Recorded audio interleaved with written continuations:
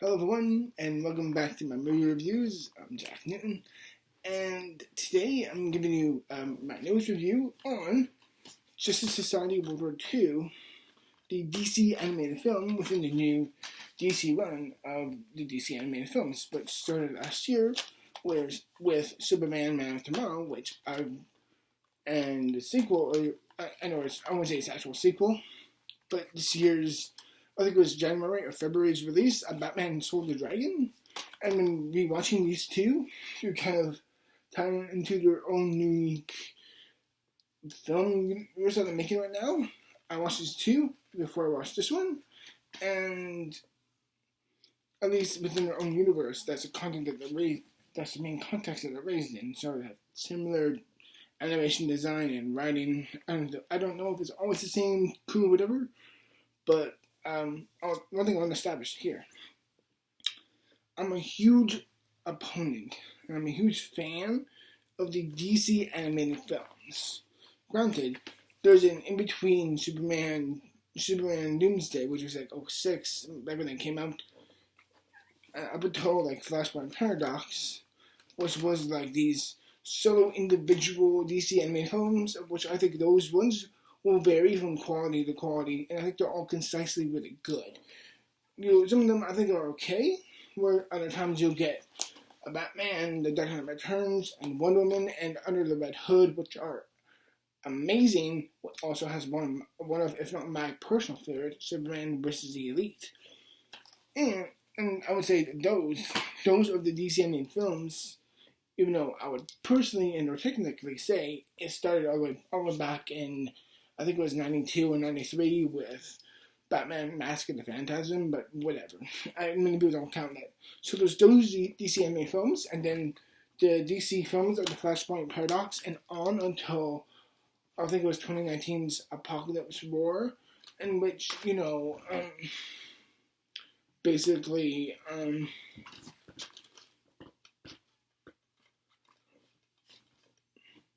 trying to hold this for the thumbnail, but it was in between the Flashpoint Paradox and then DC Apocalypse War, which in truth which also varied from consistency of being not good to pretty solid. So those were just a genuine sense of a step down, because they do lack diversity and they lack the same degree of creativity and imagination that the DC films before Flashpoint Paradox had before within that context of the era. So there's the three distinctive eras. There's the 2006 or 93 anime films up until Flashpoint Paradox, which, as I said, vary from good to amazing. I would legitimately say they're on the same degree as the best live-action DC films. Dark Knight, Original Superman, Batman Begins, Batman '89.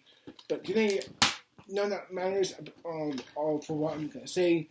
So build up at the Justice Society World War II, which I just bought today, and I watched for the first time today. So my fresh opinions right here, right now. Of course, I got the Superman shirt I'm wearing, and I gotta tell you, the new 3 of Superman Man of Tomorrow, which we watching, I gotta say, it's pretty damn great. Soul the Dragon, which is okay but kind of forgettable, and has some real flaws. This year's my favorite of 3. Not only is this incredibly well written and sharp, it's also, I feel like, what I really liked about this movie is how inspired and how interesting and vivid and how distinctive it was. I don't think in the writing around the characters and the setting of the Flash essentially being in this beginning scene, him and his girlfriend out in, I think it was Metropolis, and he ends up in a fight with Superman against a villain, and someone with a bullet gets transported back in time in World War II. And through that, he interacts with an older group of a smaller Justice League of the Justice Society. And while I don't think they goes into an incredible angle of why World War II mattered a lot in this film, I do think what it does really greatly in total sense of that I'm like, okay, I'll fucking admit, I'm kind of winging it now because I got no real script. Because with a script, I would admit it would sound too robotic. But what I really like about this movie is its vibrancy, its tone. It knew how to keep its sense of momentum with energy-based scenes, action-based scenes, and character-based scenes. But the smaller moments, or the character moments, or with themselves and the greater action scenes, it knows how to make it. The film knows how to make it have such momentum and energy that it doesn't really stop. Kind of like with the character, the Flash. Just let it go and see it run. Take it all the way to the finish line. I think it really does it beautifully. And what I think this film does. Sorry, I'm just thinking something down in the background. What I think it does so well is understanding the characters, or why they function in this environment, and why they do what they do, because they're all very much being like, hey, no, we know why we're here, we know what we're fighting for, we have to remind ourselves to do that, because in the story of World War II, there's a sense of they don't know if tomorrow's our set or not. So they need to keep reminding themselves what they're fighting for. And there's times where the characters do kind of have those mental lapses, or they kind of mentally or physically give up. And when you do see, this is somewhat of a spoiler, but I'm not going to give it too much away. When you do see certain characters bite the dust, it's not like it happens and it gets written off. No. The characters in the writing know how to take that and make it into something important. So let's say a character dies, which I'm going to say is a character does. I'm not saying who, but I'm saying is that a character does die. And the film knows how to take that and be like, the person who sees it is just in tears, and they know how to really make it like, this is for them. One movie is for them, and you see that emotional toll and the power and the emotional weight of what comes from that. And you just see them with tears pouring down their face, and you understand why the character's sense of heart and reason and strength and will to be there. And what I really, because again, the movie really knew how to balance the Flash with each member of the Justice Society, and how it was almost like he wasn't really chosen, because he wasn't. It was just coincidental, a bit back in time.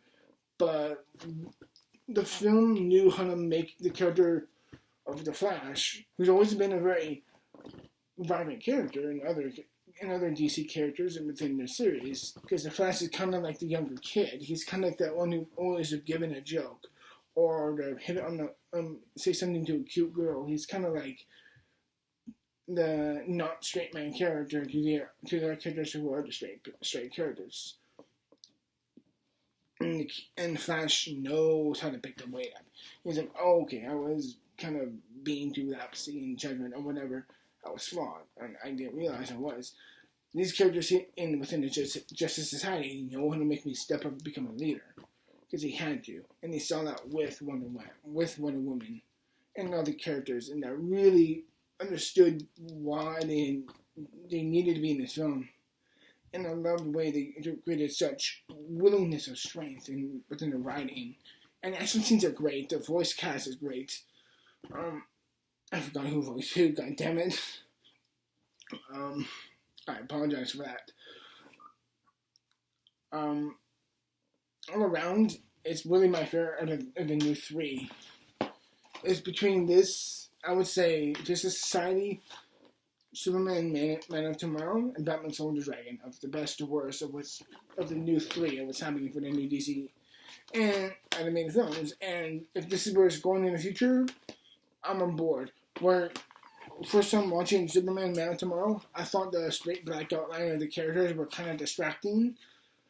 By now, I've totally warmed up to it. I'm like, yeah, I understand it now. I'm looking past it. To me, it just works great. It works wonders. It knows how to capitalize in just a well-defined way.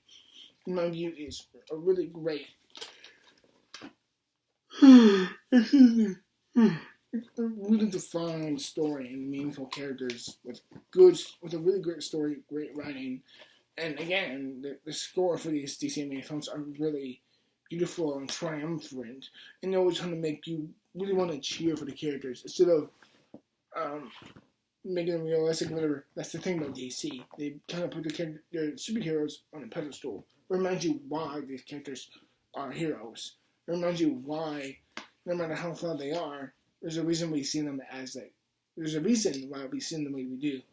Wonder Woman's strength, the humility of Superman, the healthy the healthy I don't know what the hell I'm saying. The healthy skepticalized mind of Batman, and there's no trust edge towards many other characters. And overall, I really understood what that's my favorite thing about this movie. It really reminded me of why I fell in love with these DC characters growing up, because they inspired me. Because they weren't just, oh, I could be like Spider-Man or Batman or whatever. You could, but you can't stuff it at the same time. It reminds me of why heroes are meant to be seen as they are in the first place. And though a deconstruction is just as important, is understanding and reminding ourselves why we build them in such a way. The Flash is funny, but he's also very mature, but he knows how to carry his weight within the team. So does Wonder Woman, and so does Black Canary, and any other DC other characters. And any other DC animated character, or character in general, that really knows how to have that smarter edge of writing to it. In Justice Society World War II, go big or go home. I'm giving it a 5 out of 5. Superman logos, everyone I really do. Superman logos. I'm just giving it a 5 out of 5 stars. For me, it's one of the best DC animated films in a while. You know, it's really, really saying a lot, because I would say 2014 and on, they haven't had many, like, best DC animated films ever, like, since that point. So, yeah, this is the best in a long time, and I could say the same about Man of Tomorrow as well. I love this one almost as much as this one, but, yeah, I really do hope you enjoyed my review of Root One. I will certainly have another review for you guys in the future. Till then, thank you very much for watching. And, yeah, until then, yeah, cheers.